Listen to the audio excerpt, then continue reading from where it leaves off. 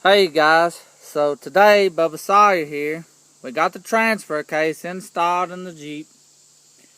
Everything's ready to go, just got to put the cross member back up, put the front drive line in, the rear drive line, and the yoke, which I haven't got the U-joints for the rear drive line, and I haven't got the yoke yet, but we're going to go ahead and put this front differential cover back on. Sorry.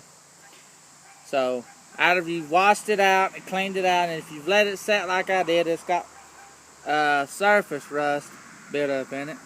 Well, we're going to show you how to get rid of that. Take you some brake cleaner or starting fluid, which in my case I got starter fluid, oven cleaner, anything like that'll work. Spray you a good coating in there. You want to take your wire brush. It ain't got to be perfect, as long as you can scruff it up a little bit. You want to try to get the most of this old gasket as you can off of it.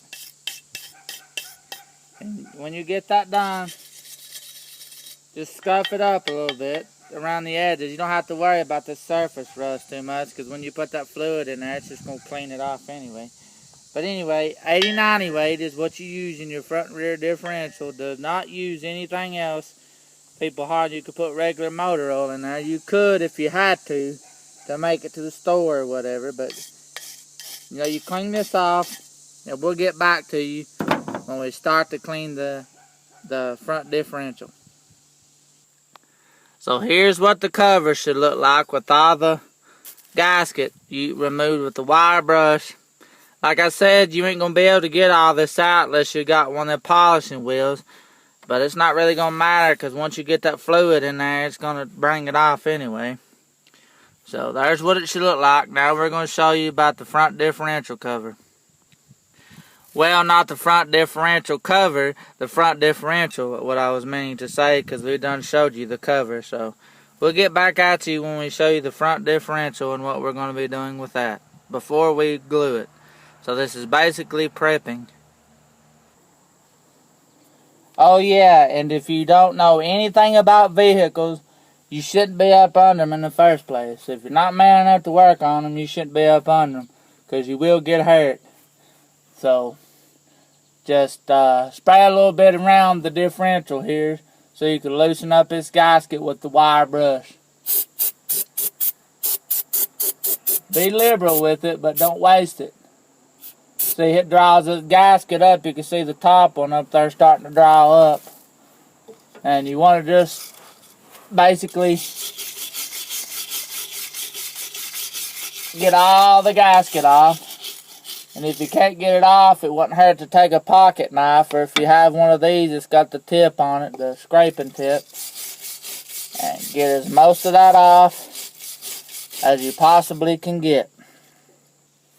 Alrighty, now it should look something like this. Now you want to spray your inner gears out with the brake fluid or starter fluid, because where you've just been scrubbing, you've probably most likely got stuff up in there. Plus, you need to kind of clean it out real good. Make sure you wear eye protection, which I'm not, but if you're going to do this, you need to have some on hand. So, visual inspection before you start. Make sure all your gears is not broken. Inspect your finger for any residue or metal shavings, I should say.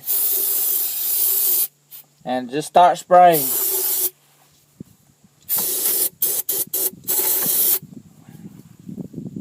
Sorry, the flies are eating me up.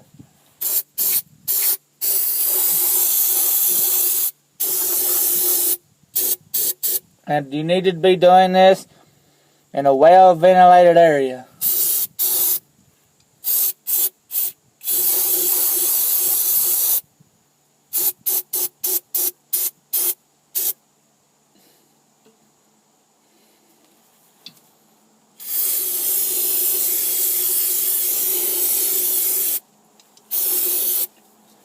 Don't use it all, because you got to save some for when you do the rear. The rear is basically the same thing. You're just doing it on the rear end. This is the front of the vehicle. So we'll show you what the glue looks like when we get it all on. And make sure you dry this all off real good with the paper towels because you want it to good dry contact surface. I use the red RTV Permatex gasket maker. I use the high temperature because it's heavy duty. Smear it on there just like this on this end of the case.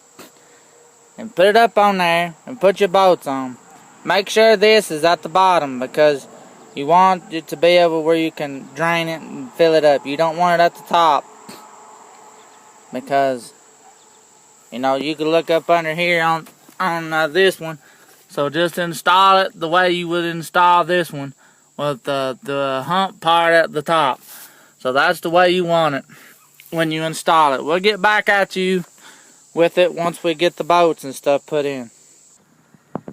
Now, once you got your differential cover on there, match it flat, put all your bolts in. Make sure you put your identification tag on there. But if your differential cover doesn't have that tag plate, dog tag, style plate, don't worry about it. And you come up here on your bumper and you get your metal plug.